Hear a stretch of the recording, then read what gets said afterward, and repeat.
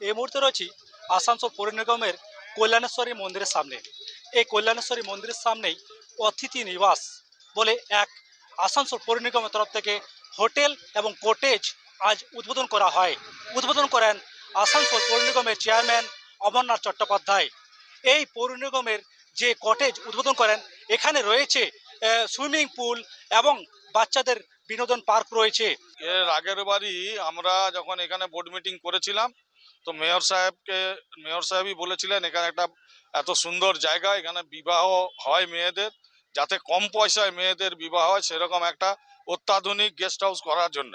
তো সেইটা আজকে মোটামুটি একতলা কমপ্লিট, আর দুতলার কিছু দিনের মধ্যেই কমপ্লিট হয়ে যাবে, এবং তারপরে আমরা সেটাকে লিজে দিয়ে যাতে ভালোভাবে চালানো যায় বা রক্ষণাবেক্ষণ করা যায় এবং গরিব মানুষরা যাতে কম পয়সায় পায়, গভর্নমেন্টের রেট হিসাবে পায়, সেরকম একটা ব্যবস্থা করা হবে। কিগুলো এটা যদি সরকার তরফ থেকে যা হবে, সরকার যা ডিসিশন নেবে ওইটা করা যাবে। কি কি রয়েছে?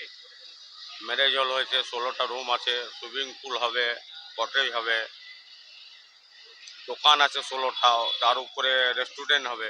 এই কল্যাণীশ্রী অতিথি নিবাস করা হয়েছে, যেখানে হল আছে, বিভিন্ন রুম আছে। গ্রাউন্ড ফ্লোরটা আজকে আমরা চালু করে দিচ্ছি মানুষের সেবার জন্য।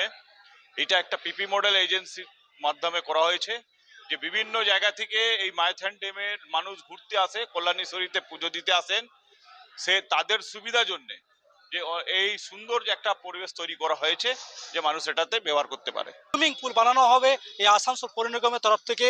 এই কটেজ খুব শীঘ্রই আজকে উদ্বোধন করা হয়েছে এবং খুব শীঘ্রই চালু হতে চলেছে এই আসানসোল পৌর নিগমের কটেজ।